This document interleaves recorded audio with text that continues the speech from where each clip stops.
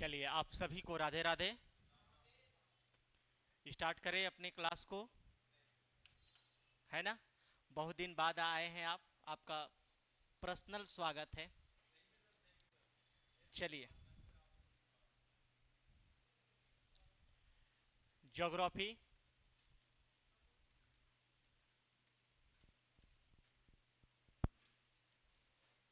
आज की जो क्लास है, इस क्लास में हम लोग क्लियर करेंगे फसल, फसल एवं उत्पादक क्षेत्र, फसल क्रांतियाँ एवं खनिज। ठीक ना, ये हमारा टॉपिक है जिसे हम लोग क्लियर करेंगे। एक तो फसल, इसके बाद इसके उत्पादक क्षेत्र, फिर खनिज। इतने टॉपिक को हम लोग को क्लियर करना है ना। सबसे पहला टॉपिक आप लोग लिखोगे फसल एवं उत्पादक क्षेत्र। फसल एवं उत्पादक क्षेत्र, इसमें आप एक तरफ लिखना ऐसे फसल, जिसको कहते हैं क्रॉप, और एक तरफ लिख लेना उत्पादक क्षेत्र, प्रोडक्टिव स्टेट, प्रोडक्टिव एरिया।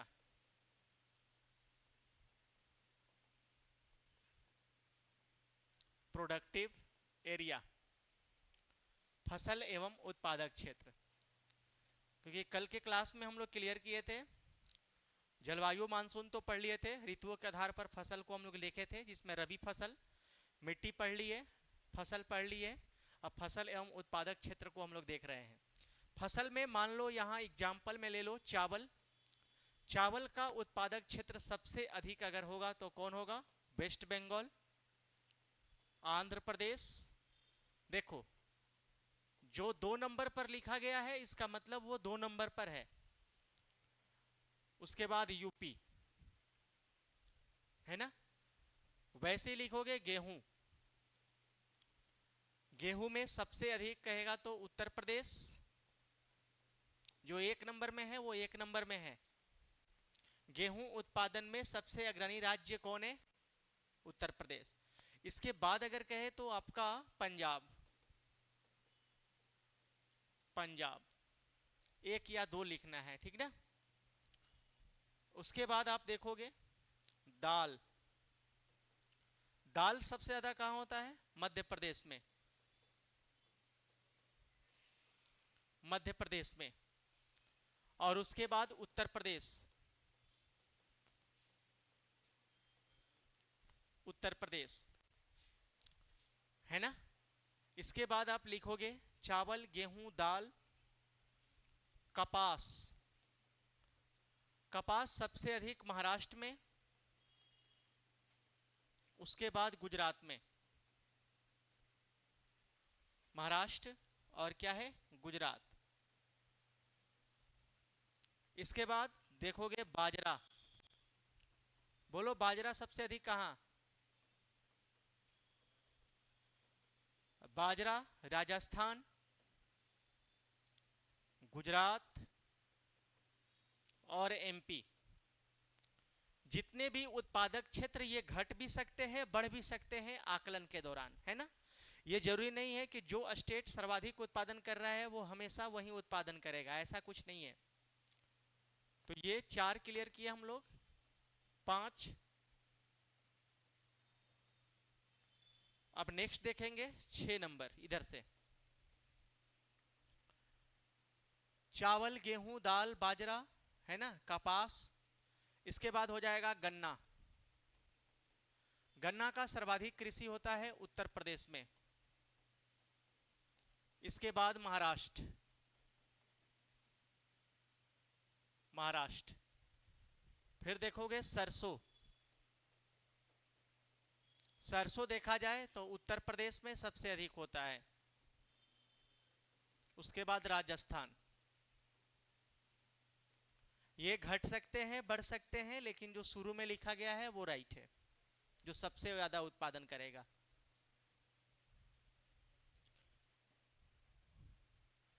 इसके बाद जौ, सबसे अधिक उत्तर प्रदेश। केवल एक ही ज्यादा है, मक्का। मक्का सबसे अधिक कहां? कर्नाटक, उसके बाद महाराष्ट्र। महाराष्ट्र। और एक लिख लेना चाय। चाय सबसे अधिक असम, उसके बाद वेस्ट बंगाल, तब जाकर तमिलनाडु। वेस्ट बंगाल में दार्जिलिंग प्रसिद्ध है। तो फसल एवं फसल उत्पादक क्षेत्र। आज के क्लास में हम लोग फसल देखेंगे, फसल के उत्पादक क्षेत्र देखेंगे, उसके बाद खनिज के बारे में देखेंगे। खनिज में वही जो फसल से, फसल का मतलब यह है जो धरती पर उपजाया जाए, उसको हम फसल के श्रेणी में देखेंगे। और खनिज हम उसे कहेंगे जिसको पृथ्वी के अंदर से, धरती के अंदर से, सतह के अंदर से जाकर खोद कर निकाले, उसे हम क्या बोलेंगे? खनिज बोलेंगे। और उस खनिज में जैसे आपला का लोहा एक खनिज है, सीसा एक खनिज है, तांबा एक खनिज है, अब्रक खनिज है, ठीक ना।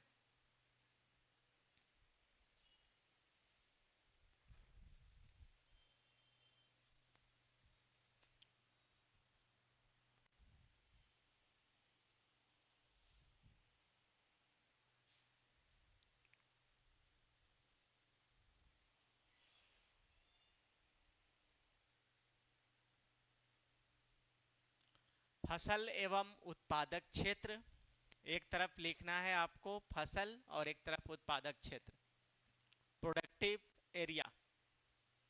हो गया? हाँ, तो बाद में आने वाले लोग बाद में लिखेंगे, है ना। चलिए, चावल हम रिपीट करा दे रहे हैं, तब तक आप लिख लो। चावल सबसे ज्यादा कहाँ होता है? वेस्ट बंगाल। गेहूं सबसे अधिक कहाँ होता है? उत्तर प्रदेश। केवल एक याद रखना है, ये तो एरिया लिखा हुआ है, आपको फर्स्ट ध्यान देना है कौन कहाँ ज्यादा होता है, ठीक ना। तो चावल सबसे अधिक वेस्ट बंगाल में, गेहूं सबसे अधिक उत्तर प्रदेश में, दाल सबसे अधिक मध्य प्रदेश, कपास सबसे अधिक महाराष्ट्र, बाजरा सबसे अधिक राजस्थान। अब जरूरी नहीं है कि ये सबसे अधिक होगा, कभी ये भी हो सकता है ये बैक हो जाए, ये आगे हो जाए। ये आकलन के अकॉर्डिंग है, उसका वहां के सिंचाई के अकॉर्डिंग है, वहां के लोगों की बात है। अगर मान लो कि लोग सोच लेंगे कि गेहूं का उत्पादन अब की उत्तर प्रदेश नहीं करेगा, तो फिर तो प्रोडक्टिव स्टेट उस दिन के लिए क्या होगा, उस समय के लिए क्या होगा, उस साल के लिए क्या होगा, बढ़ जाएगा कोई दूसरा स्टेट। ये चीजें हैं।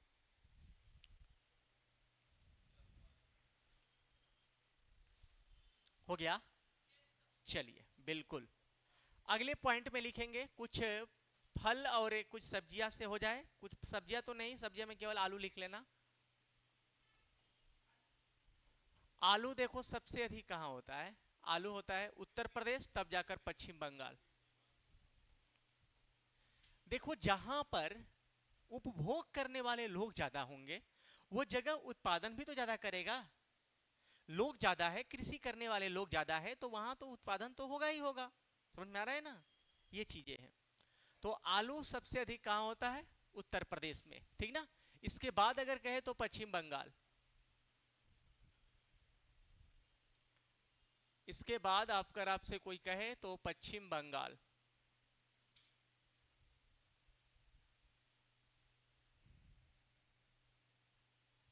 पश्चिम बंगाल, ठीक ना। वेस्ट बंगाल। उसके बाद ध्यान देना, अगर आपसे पूछे प्याज, आलू और प्याज ही केवल लिखेंगे। ये प्याज, नासिक प्याज फेमस है, महाराष्ट्र एक नंबर में, महाराष्ट्र, तब जाकर उत्तर प्रदेश। इसके बाद लिखना काजू। काजू याद रखना, अब महाराष्ट्र हो गया है, तब महाराष्ट्र के बाद होगा केरल। पहले केरल आगे था, लेकिन अब काजू में महाराष्ट्र आगे है।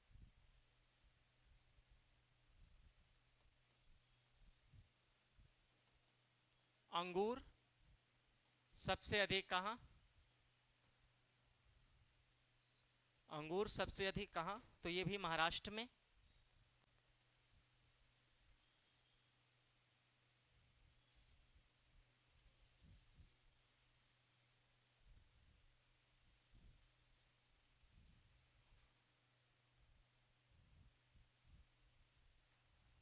अंगूर, अंगूर महाराष्ट्र में भी सबसे अधिक, उसके बाद हिमाचल प्रदेश।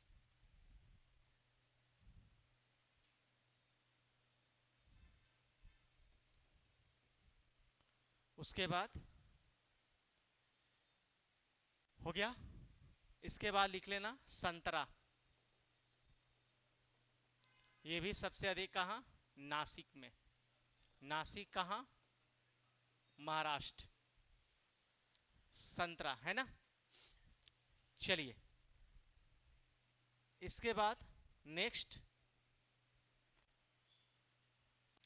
और कोई फल बचा है? कोई ऐसा जो इंपॉर्टेंट हो। आम, ठीक ना, पपीता, आम। आम सबसे अधिक आंध्र प्रदेश में। आप लोग लिखे हो आम्र की खेती के लिए कौन सा मानसून प्रसिद्ध है? बोलो। आंध्र प्रदेश में आम की खेती के लिए दक्षिण भारत में कौन सा मानसून प्रसिद्ध है? हम ये समझ रहे हैं कि आप लोग केवल लिख रहे हो, पढ़ नहीं रहे हो। आम्र वर्षा नहीं लिखे हो आप। आम की कृषि के लिए जलवायु जो फेमस है, जो प्रसिद्ध है, उसको आम्र वर्षा दक्षिण भारत में बोला जाता है। वो लिखे हो ना। कर्नाटक में चेरी फल के लिए प्रयोग ज्यादा होता है, इसलिए चेरी ब्लास्म वहां कहा जाता है। लिखे हो ना। असम के भागों में चाय वर्षा के नाम से जानते हैं, ये भी लिखे होंगे। आप लोग लिखकर बोलो नहीं। ये और 4 लिखेंगे हम लोग इधर, 17। यहां लिख लो चेरी। चेरी सबसे अधिक कहां? तो कर्नाटक में। चेरी फल है, महंगा मिलता है, ब्लड वगैरह ठीक रखता है, वो डिब्बा में करके चेरी आता है ना। तो कर्नाटक में सबसे अधिक होता है। समझ में आ रहा है। इसके बाद अगर देखोगे मसाला, और मसाला में बहुत कुछ आएगा, जैसे आपका इसमें लौंग, कोमा इलायची है ना, लौंग, इलायची, काली मिर्च।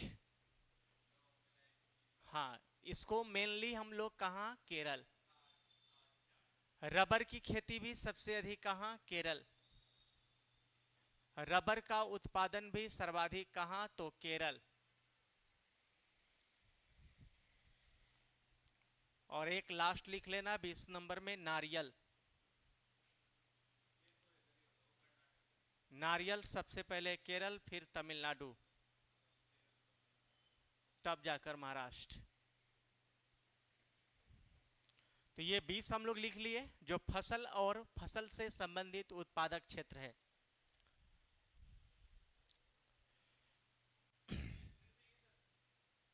हाँ, बस मतलब 2-3 केवल फल के बारे में जानना है, अनाज के बारे में 8-10 जानना है। आपको 20 लिखा दिया गया। अब एक है फसल क्रांतियां। फसल क्रांतियां, क्रांतियां का मतलब होता है जो चीजों में कमी आ जाए तो उस कमी को सुधारने के लिए रेवोल्यूशन को लाया जाता है, क्रांति को लाया जाता है। जैसे आप सुने होंगे कि भारत में हरित क्रांति लाया गया था, सुने हैं ना।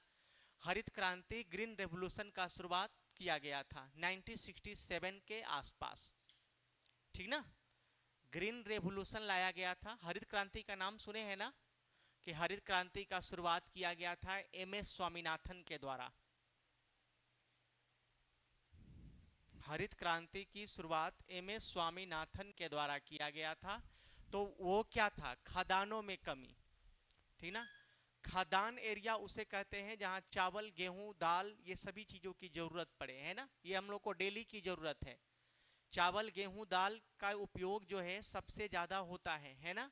तो ये चीजों में कमी आएगा तो उस कमी को सुधारने के लिए रेवोल्यूशन लाया जाता है, क्रांति लाया जाता है। जैसे आप लोग सुने होंगे green revolution, blue revolution, red revolution. नहीं सुने होंगे तो हिंदी में लाल क्रांति, काली क्रांति, हरी क्रांति, है ना, सफेद क्रांति। तो ये सभी चीजें जो है ये किससे संबंधित है? तो ये फसल के उत्पादन से ही संबंधित है, ठीक ना। कहीं दूध की कमी आ गया तो उसको सफेद क्रांति लाया गया, व्हाइट रेवोल्यूशन लाया गया। टमाटर और मांस में कमी हुई थी तो लाल क्रांति लाया गया। पेट्रोलियम में कमी हुई तो आपका काली क्रांति लाया गया, ब्लैक रेवोल्यूशन लाया गया। खाद्यान्नों में कमी हुई, चावल दाल गेहूं दाल में कमी हुई तो उसमें ग्रीन रेवोल्यूशन को लाया गया। तो इस रेवोल्यूशन को भी हम लोग क्या करेंगे, जानेंगे, तब जाकर खनिज को देखेंगे। हेडिंग देना आप लोग, फसल क्रांतियां,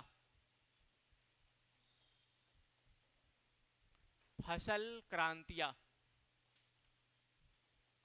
क्रॉप रेवोल्यूशन, फसल क्रांतियां। इसमें सबसे पहले एक नंबर में लिखोगे हरित क्रांति, एक तरफ लिख लेना क्रांति और एक तरफ लिख लेना उस क्रांति से संबंधित।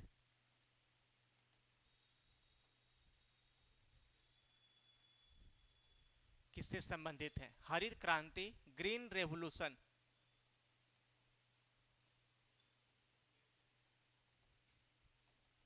हरित क्रांति, ग्रीन रेवोल्यूशन। हरित क्रांति का संबंधित किससे है, ये खाद्यान्न उत्पादन से संबंधित है। खाद्यान्न उत्पादन क्षेत्र,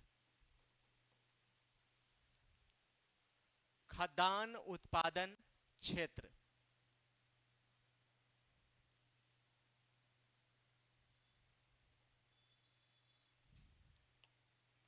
खाद्यान्न उत्पादन क्षेत्र, food grain production, food grain production,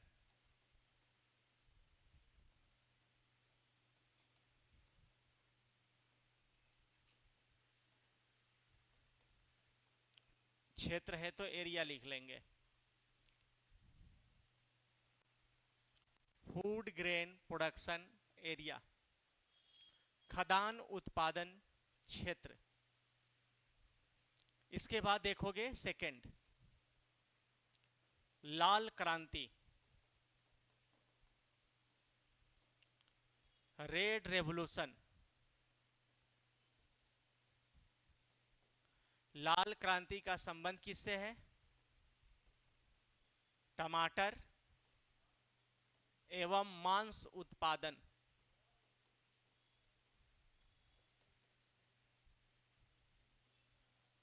tomato और meat production.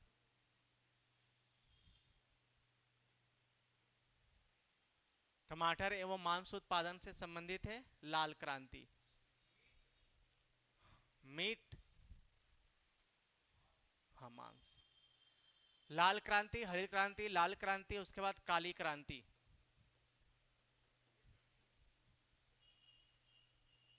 Black revolution,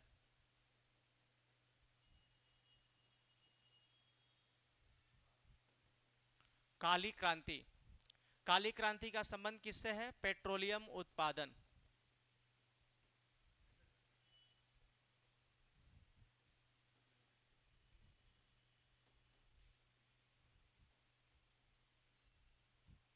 petroleum production या पेट्रोल प्रोडक्शन।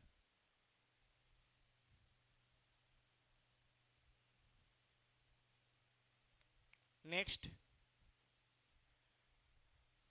हरित क्रांति। हरित क्रांति लिख लिए हो ना, बिल्कुल। सफेद क्रांति है ना, सफेद क्रांति, ये है व्हाइट रेवोल्यूशन।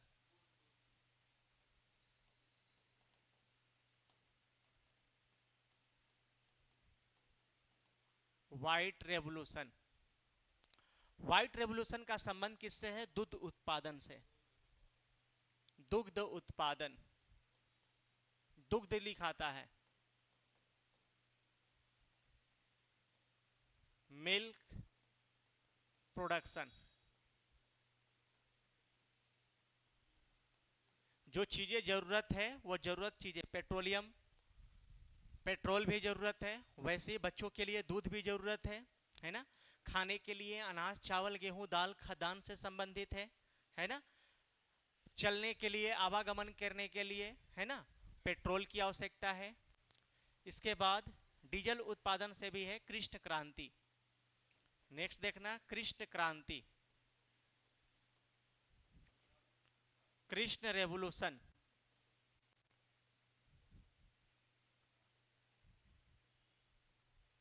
कृष्ण रेवोल्यूशन यह है बायोडीजल उत्पादन।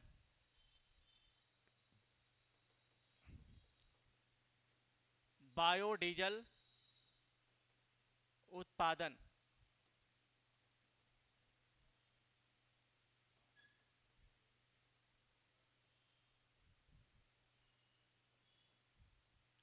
Biodiesel production, biodiesel production. उसके बाद देखना अमृत क्रांति,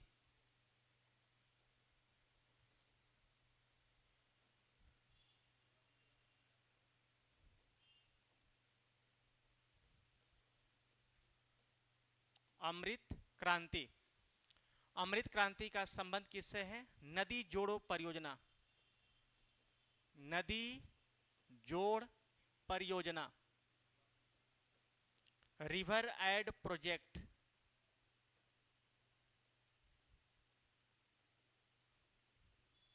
रिवर एड प्रोजेक्ट। दो नदी को जोड़ दिया और वहां पर परियोजना बना दिया गया, प्रोजेक्ट बना दिया गया। परियोजना किस काम के लिए लाया जाएगा? बोलो, परियोजना किस काम के लिए लाया जाएगा? परियोजना किस काम के लिए लाया जाएगा? परियोजना से क्या होता है? प्रोजेक्ट से क्या होता है? परियोजना आप लोग पढ़े हो, नदी घाटी परियोजना, भूल गए क्या? पानी से क्या क्या होगा? फसल की सिंचाई की जाएगी और बिजली का उत्पादन किया जाएगा। तो आप लोग जो चीजें पढ़ रहे हैं उसको प्रैक्टिस में रखो, है ना, नहीं तो फिर पढ़ लोगे वो आपके कॉपी में ही रह जाएगा, आपके दिमाग में नहीं आएगी। दिमाग में लाने के लिए आपको क्या करना होगा? प्रैक्टिस करना होगा। समझ में आ रहा है ना? चलिए, बातें कम करेंगे, बातें कम काम ज्यादा, संजय गांधी की नारा है, ठीक ना। एक नारा क्या है कि बातें कम काम ज्यादा, इसलिए क्लास में बातें कम करो और पढ़ाई ज्यादा करो। तो ये लिख लिए, अमृत क्रांति का संबंध है रिवर एड प्रोजेक्ट से। कृष्ण क्रांति का संबंध किससे है? बायोडीजल उत्पादन से। काली क्रांति का संबंध किससे है? पेट्रोलियम उत्पादन। लाल क्रांति का संबंध किससे है? टमाटर एवं मांस उत्पादन, है ना। सफेद क्रांति का संबंध किससे है? दुग्ध उत्पादन से, है ना। इसके बाद देखोगे रजत क्रांति, 7 नंबर लिखना, रजत क्रांति। रजत किसको कहते हैं? सिल्वर को, है ना। रजत रेवोल्यूशन मतलब सिल्वर रेवोल्यूशन। रजत क्रांति का संबंध किससे है? अंडा उत्पादन से, egg production.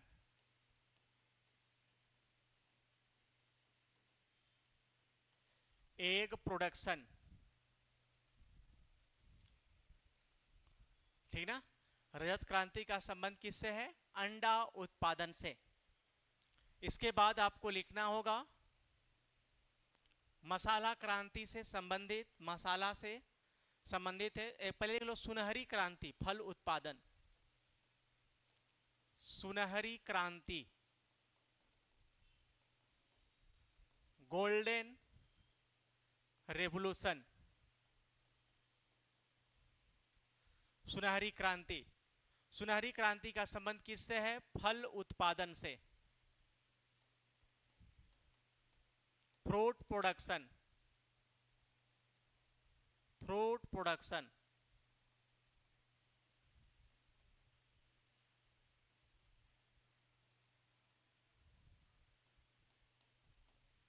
Fruit production, FROUIT, fruit. अच्छा, कोई बात नहीं, ओ हटा लेना,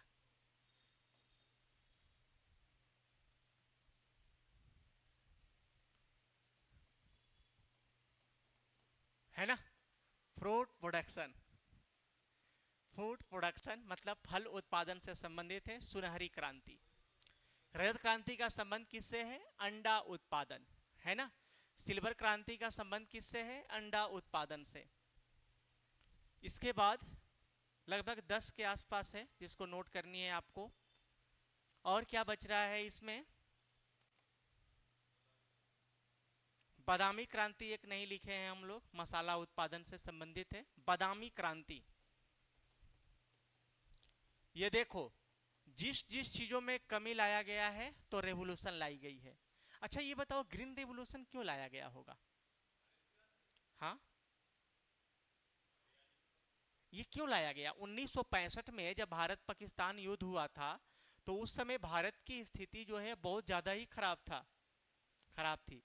इसका रीजन क्या है? तो हमारा भारत तुरंत ही आजाद हुआ था और तुरंत 1962 में भारत चीन युद्ध हो गया, फिर 1965 में भारत पाकिस्तान युद्ध हो गया। अब मतलब भारत का कमर भी टूट गया था उस वक्त, ये स्थिति थी। क्योंकि मान लो कि अभी आप अंग्रेजों के गुलाम थे, 1947 में आजाद हुए, आप संविधान को बनाए, संविधान के बनाने में पैसे खर्च किए, है ना, देशों का दौरा किया। 1950 में आप गणतंत्र हुए, 1951 में वित्तीय मतलब वित्त आयोग की गठन किए, 1951-52 में चुनाव करवाए, है ना, लोकसभा बनाए, राज्यसभा बनाए, तो सब चीज को क्या किया? मंत्रिमंडल को बनाया, तो उस चीजों की पैसे लगे, खर्च लगा। तो आप तो एक नए जीना प्रारंभ किए थे, अबे 10 साल भी नहीं जिए थे तब तक युद्ध होना स्टार्ट हो गया। 62 में चाइना ने आपको हराया, चाइना भारत के कुछ कुछ इलाकों पर कब्जा किया जो आज भी किया है वो। 1962 में हम लोग हार गए थे चाइना से युद्ध में, ठीक ना। 1965 में अब हारे, तो हारने के बाद अब समझ में आ रहा है कि अगर मान लो कि अगर युद्ध होता है तो युद्ध से क्या होता है? हानि ही होगी, कभी फायदा नहीं होगा युद्ध से। 2 देश हो या 4 देश हो, चाहे 10 देश हो, कोई भी देश अगर युद्ध कर रहा है तो उससे वो हानि ही है ना। अच्छा ये बताओ कि आप हमें मारने आओगे तो जरूरी तो है कि आप मारोगे ही 2-4 तबड़ाक, छोड़ोगे तो नहीं। हम मार ही देंगे तो क्या हो जाएगा? हम भी आपको मारेंगे, लेकिन क्या होगा? नुकसान तो होगा। अगर कोई हम पे मिसाइल का हमला करेगा तो हम भी मिसाइल से हमला करेंगे, तो मिसाइल बनाने में पैसे भी तो लगे हैं, समझ में आ रहा है। तो ये चीजें जो है वहां क्या हुआ? हानि पहुंचा। तब तक 1965 में भारत पाकिस्तान युद्ध हो गया, उस वक्त भी हम लोग क्या हुए? जीत तो गए लेकिन लॉस में तो गए। तब तक 1966 में सूखा पड़ गया, 1966 में सूखा पड़ गया था। सूखा पड़ने का मतलब होता है वर्षा नहीं होनी, सुखाड़ हो गया। अब ये सूखा पड़ने के बाद मतलब फसल भी नहीं हुई तो लोग खाएंगे क्या? उस वक्त अनाज, उस वक्त लोगों से पूछा गया कि पहले रोजी की रोटी, उस वक्त लोगों की, आज के लोगों के लिए पूछा जाएगा कि रोजी की रोटी, तो लोग बोलेंगे कि पहले रोजगार दो ना, हम खुद कमा के खा लेंगे। नहीं बोलेंगे लोग, पहले रोजगार दो, रोजी दो, उसके बाद रोटी तो हम खुद कमा लेंगे। लेकिन उस वक्त स्थिति था, जो पूछा गया कि रोजी की रोटी, तो लोगों बोले कि रोजी नहीं चाहिए, पहले रोटी दो। अरे पेट में खाएंगे तब तो कोई काम करेंगे, तुम रोजगार दोगे, अभी हम खाए ही नहीं है, मेरे पास खाने की अनाज नहीं है, मेरे बच्चे मेरे बच्चे जो है भूखे हैं, मेरे दादा भूखे हैं, मेरे पापा भूखे हैं, माँ भूखी है, किसी को खाने की अनाज नहीं है, तुम रोजगार दे रहे हो, पहले तो खाना तो दो। पहले रोटी आया था, रोटी। तो बोला गया कि रोटी के लिए क्या करना होगा? तो भाई कृषि करना होगा, दूसरे देश पर तो आश्रित है नहीं हम लोग, कृषि किया जाएगा। तो कृषि कैसा किया जाएगा? तो भाई वो जगह चुना जाए जहां कृषि ज्यादा होता है, जहां पर सिंचाई विभाग ज्यादा काम करता है, सिंचाई वहां है, नहर वहां है। तो वो जगह कौन होगा? तो वो जगह 5 नदियों की भूमि होगा, जिसका नाम क्या होगा? पंजाब। क्योंकि झेलम, चिनाव, रावी, ब्यास, सतलज, मतलब वो क्षेत्र की 5 नदी की क्या है? वो क्षेत्र है जो पंजाब से होकर गुजरती है। तो 5 नदियों की भूमि किसे कहते हैं? पंजाब को चुना गया। तो बोला गया कि क्या किया जाएगा वहां पर? तो कृषि किया जाएगा। कौन सी कृषि होगी? तो गेहूं की कृषि होगी।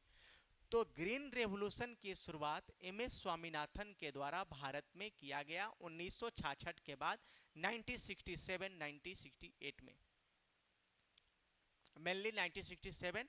ऐसे स्टार्ट हुआ था 1966 से 1967, 1966 से 1967, ये सूखा पड़ जाने के बाद। तो जाकर ग्रीन रेवोल्यूशन को लाया गया। तो ग्रीन रेवोल्यूशन पूरे वर्ल्ड में भी फेमस है। अमेरिका में सबसे पहले लाया गया था नॉर्मन बोरलॉग के द्वारा। नॉर्मन बोरलॉग के द्वारा बोरलॉग पुरस्कार भी दिया जाता है 1973 से, जो कृषि से दिया जाता है बोरलॉग पुरस्कार। नॉर्मन बोरलॉग के द्वारा अमेरिका में सबसे पहले लाया गया था ग्रीन रेवोल्यूशन, और इंडिया में लाया गया था एम एस स्वामीनाथन के द्वारा। तो वैसे ही जितने भी चीजों को आप लिख रहे हो सब में कमी आई है तो रेवोल्यूशन को लाया गया है। लेकिन ये जितने भी चीजों लिख रहे हो इसमें खाद्यान्न से संबंधित खाने के लिए, अच्छा अभी आपको क्या चाहिए? खाना। अब आपको बोला जाएगा कि भाई फल डेली चाहिए कि डेली भोजन चाहिए? डेली भोजन चाहिए, भोजन का व्यवस्था करो, गेहूं की व्यवस्था करो, आटा की व्यवस्था करो। समझ में आ रहा है ना? तो ये चीजें हैं। तो बादामी क्रांति, बादामी रेवोल्यूशन लिखोगे, बादामी रेवोल्यूशन। ये बादामी क्रांति का संबंध किससे है? तो मसाला उत्पादन से। मसाला उत्पादन, ठीक ना? बादामी क्रांति का संबंध किससे है? तो मसाला प्रोडक्शन से संबंधित है। मसाला प्रोडक्शन से संबंधित है।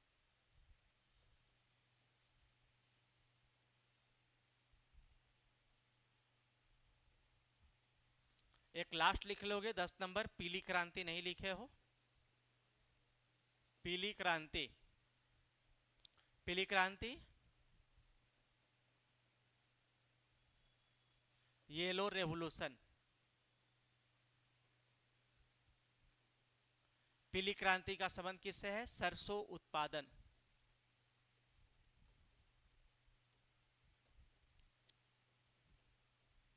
Mustard, mustard revolution.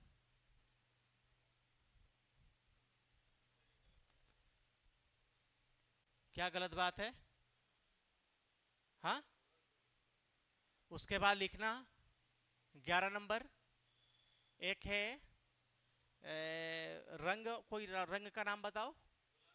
गुलाबी क्रांति, बिल्कुल गुलाबी क्रांति। गुलाबी क्रांति है ना, गुलाबी, जिसको कहते हैं पिंक रेवोल्यूशन।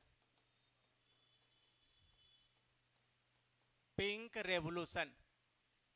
गुलाबी क्रांति का संबंध किससे है? झींगा मछली उत्पादन। झींगा मछली उत्पादन, झींगा मछली उत्पादन, झींगा मछली उत्पादन, जिसको कहते हैं क्या?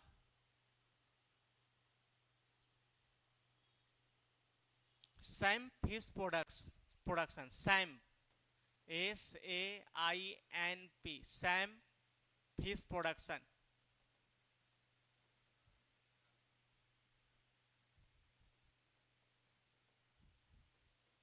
झींगा मछली उत्पादन।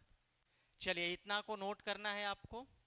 एक उर्वरक क्रांति है भूरी क्रांति, ब्राउन रेवोल्यूशन लिख लेना। भूरी क्रांति, भूरी क्रांति, भूरी क्रांति।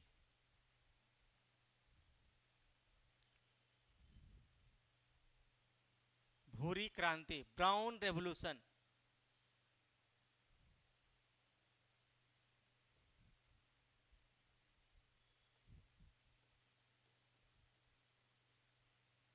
Brown revolution. भूरी क्रांति का संबंध किससे है? उर्वरक उत्पादन।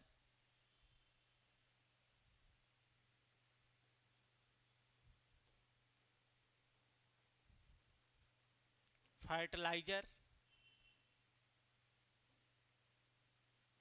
Fertiliser revolution. फर्टिलाइजर रेवोल्यूशन, ठीक ना? चलिए, ये इतने फसल क्रांति से संबंधित है जो कृषि से क्या है, ये काम लेता है। अब लिखेंगे हम लोग खनिज एवं खनिज उत्पादक। खनिज एवं खनिज उत्पादक। खनिज एवं खनिज उत्पादक।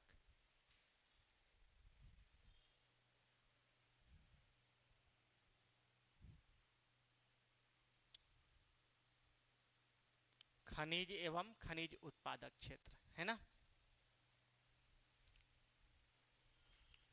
एक तरफ लिखना खनिज। अच्छा, खनिज का मतलब समझते हैं कि बताना पड़ेगा? हाँ बोलिए। देखो, तीन चीजें आपके समझ हम लिख रहे हैं, एक खान,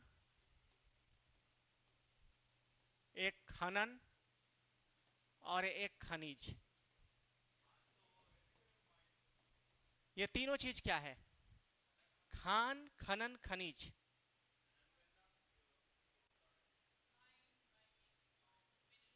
बिल्कुल। इसको हम क्या नाम देंगे? खान को कहते हैं माइंस, है ना।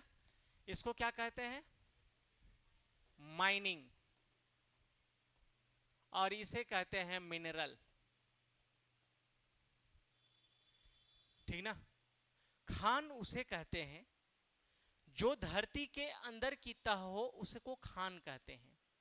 उस खान से क्या निकालते हैं? खनिज। लेकिन कैसे? खनन करके।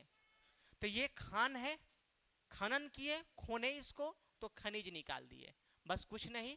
आप मान लो जेसीबी, जेसीबी तो सब लोग जान रहे हैं। तो ये धरती है, जेसीबी ऐसे गया और जाकर निकाला, है ना। तो वो मिट्टी जो निकाला वो खनिज है।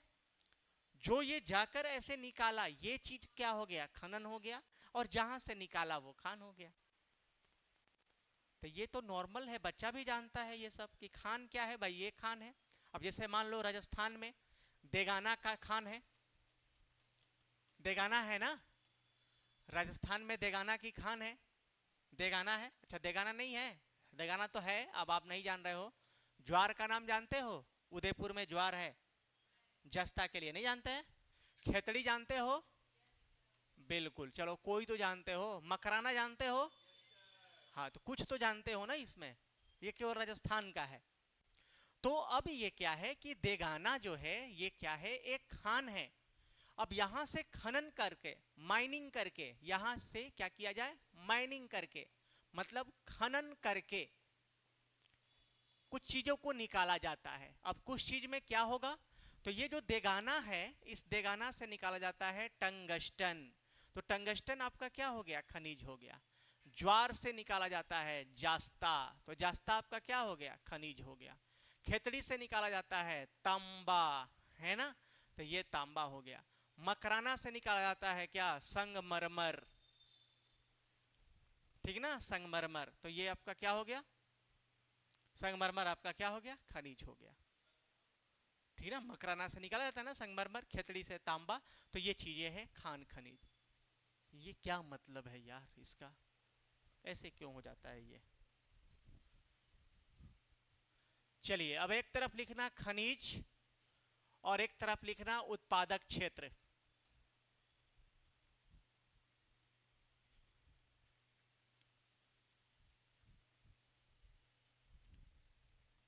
चलिए, एक तरफ लिखना खनिज मतलब मिनरल, खनिज, और एक तरफ लिखना उत्पादक क्षेत्र।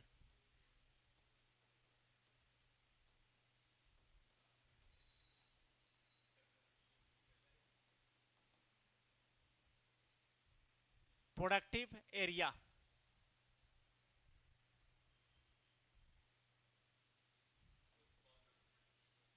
प्रोडक्टिव एरिया, ठीक ना। अब देखो खनिज में नाम किसका आएगा? जैसे मान लो हम यहां दे दिए लोहा, ठीक ना, आयरन, लोहा। लोहा का सर्वाधिक उत्पादन क्षेत्र अगर आपसे पूछा जाए, आयरन सबसे अधिक कहां होता है? तो उड़ीसा। कहां होता है? उड़ीसा में। सबसे अधिक अगर लोहा का खनन किया जाता है, लोहा का, तो वो है उड़ीसा।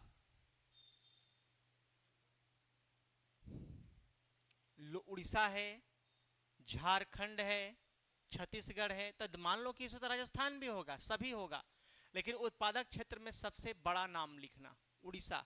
देखो उड़ीसा का नाम अब ओडिशा हो गया है, पता है ना, उड़ीसा का नाम अब ओडिशा हो गया है। पहले इसका नाम कलिंग था, ध्यान देना, पहले इसका नाम कलिंग था, कलिंग से नाम हो गया उत्कल, उत्कल से नाम हुआ इसका उड़ीसा, और उड़ीसा से नाम अब हो गया ओडिशा। अभी वर्तमान में ये है। नाम चेंज हो जाता है, ऐसा क्यों सर, क्या मतलब है? नाम चेंज होता है। अब मोदी जी या योगी जी के राज में कितने नाम चेंज हो गया। कांडला बंदरगाह का नाम रख दिया गया क्या, दीनदयाल। मुगलसराय रेलवे स्टेशन जो यूपी में है, मुगलसराय रेलवे स्टेशन का नाम बदलकर दीनदयाल उपाध्याय रेलवे स्टेशन कर दिया गया। तो क्यों, बस यूं ही।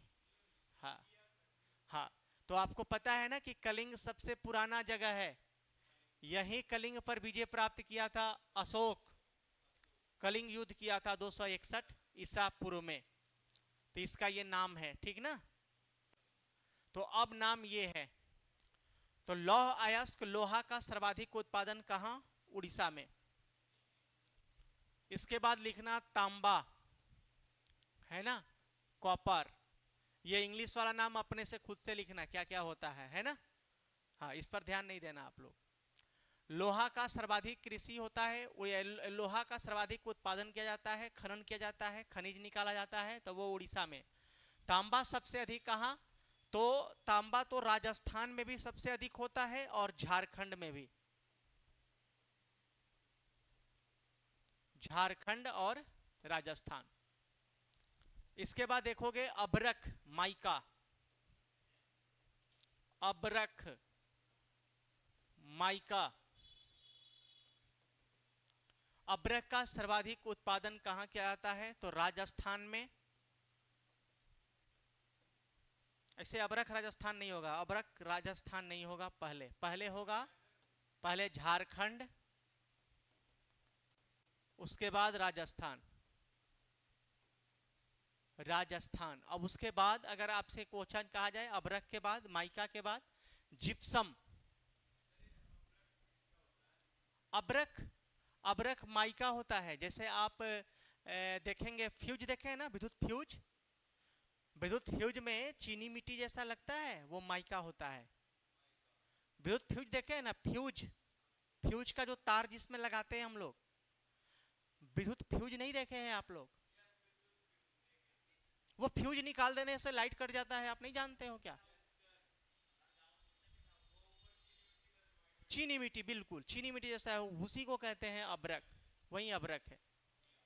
अबरख के बाद लिखोगे जिप्सम, जिप्सम, जिप्सम, इसका सूत्र होता है CaSO4 इंटू 2H2O, जो भी है आप लिख लीजिए, है ना। जिप्सम, और जिप्सम का सूत्र होता है क्या, CaSO4 इंटू 2H2O, ठीक ना, जिप्सम। अब ये जिप्सम सबसे अधिक कहां होता है, राजस्थान, ये पहाड़ी क्षेत्र में ही होगा, सबसे अधिक कहां होता है, राजस्थान में, और उसके बाद अरुणाचल प्रदेश। अभी याद रखना, अरुणाचल प्रदेश 1 नंबर पर हो गया है, अब ये 1 नंबर पर हो गया है, ये 2 नंबर पर हो गया है। अब ये नया गणना के अकॉर्डिंग 2024 के अकॉर्डिंग अरुणाचल प्रदेश ही 1 नंबर पर हो गया, लेकिन सदियों से हमेशा राजस्थान ही रहा है जिप्सम में।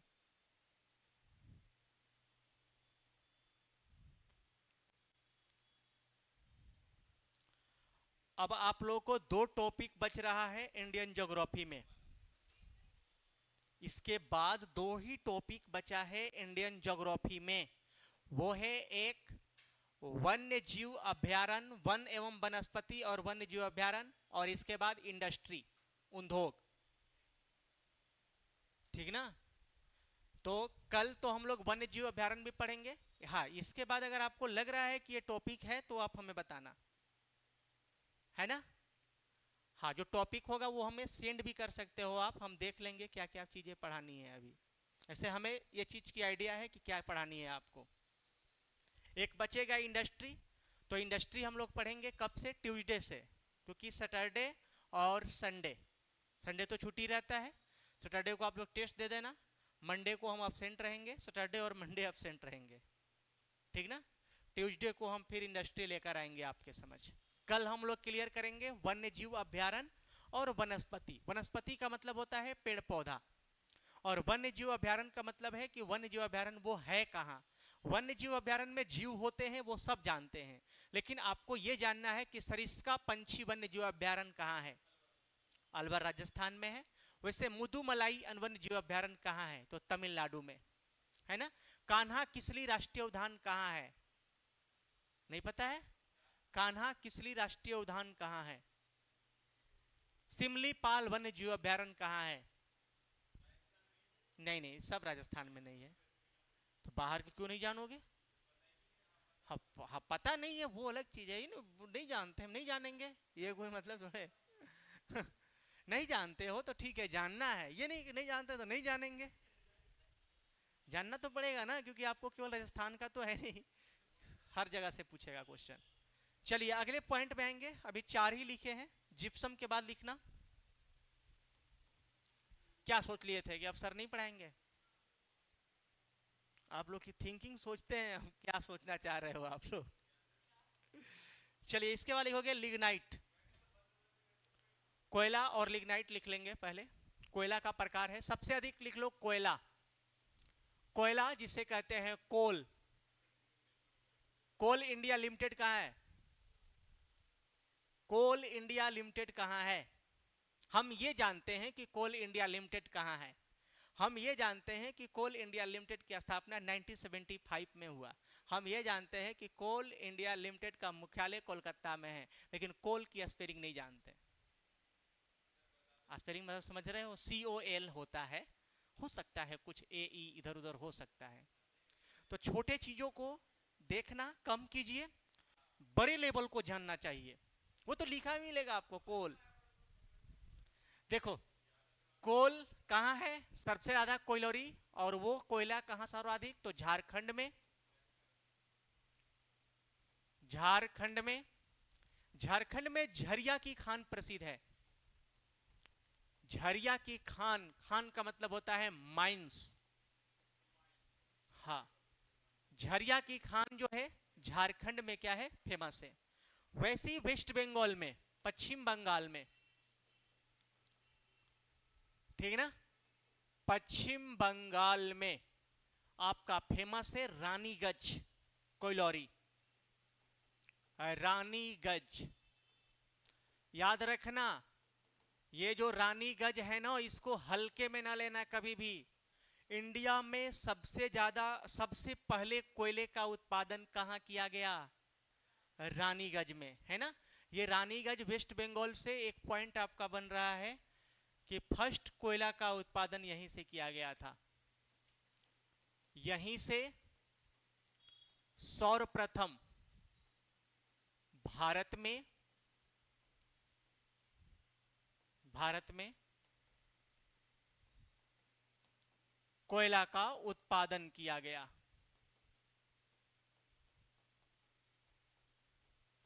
उत्पादन तो नहीं लिखेंगे यहां, ये लिखना है आप लोग, कोयले का खनन किया गया, यहीं से सर्वप्रथम भारत में कोयले का खनन किया गया, माइनिंग की गई, खनन किया गया था सबसे पहले। और सबसे बड़ा अगर कहेगा ना, ये माइन सबसे बड़ा है भारत में, सबसे बड़ा जो खान है वो झरिया की खान है, और सबसे पहले जो कोयला की खान बनाया गया वो खान कौन सा है, तो वो रानीगंज वेस्ट बंगाल की खान है। इसके बाद लिग्नाइट कोयले का प्रकार है, लिग्नाइट, लिग्नाइट, लिग्नाइट कोयले का क्या है, प्रकार है, जो सबसे अधिक कहां होता है, तमिलनाडु में। लिग्नाइट सबसे अधिक कहां होता है, तमिलनाडु में। लिग्नाइट सबसे अधिक कहां होता है, तमिलनाडु में। उसके बाद लिख लेना टीन, टीन सबसे अधिक छत्तीसगढ़ में, 10 लिखना है इसमें भी। टीन का उत्पादन सबसे अधिक कहां होता है? छत्तीसगढ़ में। इसके बाद लिख लेना सोना। ये हम खुद से जानना चाह रहे हैं, सोना सबसे अधिक कहां होता है, बोलो जल्दी। केजीएफ पिक्चर से याद नहीं रहेगा ना, कर्नाटक बोलना होगा। सोना, सोना सबसे अधिक उत्पादन किया जाता है कहां? कर्नाटक में। और वो है KGF, Kolar gold field. Kolar gold field, KGF, Kolar की खान, ठीक ना? कोलार की खान। कोलार की खान किसके लिए प्रसिद्ध है? बोलो। कोयला के लिए, ठीक है ना? कोलार गोल्ड फील्ड, हाँ Kolar gold field, Kolar gold field सही लिखा है ना? चलिए, उसके बाद हम आएंगे 9 नंबर में।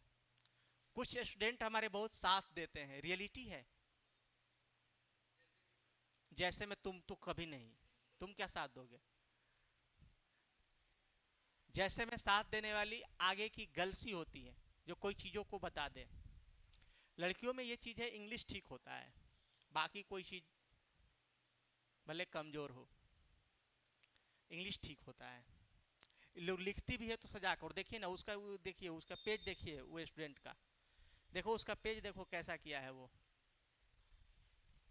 और ये लोग जो लिखती है तो कितना पेंटिंग करके उसको पूरा बनाकर एकदम अच्छा से।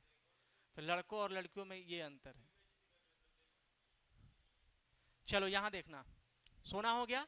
इसके बाद लिखोगे, इसके बाद लिखना है आपको पन्ना की खान। जो पन्ना की खान मध्य प्रदेश में है, किसके लिए?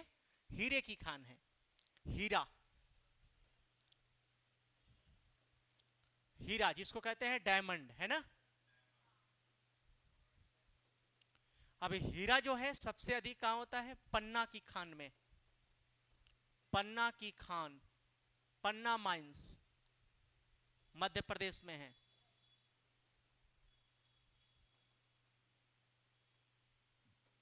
पन्ना मध्य प्रदेश, पन्ना की खान जो है वो कहां है? मध्य प्रदेश में, जो हीरे के उत्पादन से संबंधित है। सोना गोल्ड फील्ड जो है ये कोलार कर्नाटक में क्या है? प्रसिद्ध है। अबरक की खान जो है वो, अबरक की खान आपका झारखंड में क्या है? प्रसिद्ध है। अबरक में, अबरक जो है झारखंड में हजारीबाग, कोडरमा, कोडरमा घाटी, कोडरमा घाटी, कोडरमा वैली जो है ना इंडिया में, कोडरमा वैली है जो किसको नाम से जानते हैं? अबरक की घाटी कहलाती है, ठीक ना? 9 ही लिखे हो ना अभी, 10 क्लियर करो, उसके बाद टाइम हो जाएगा, खुद टाइम हो जाएगा। 10 नंबर में आप लोग लिखना, और वो क्या होगा? जास्ता लिख लिया हो क्या? जिंक नहीं ना? लिख लो जास्ता। ये तो राजस्थान का उदयपुर फेमस है।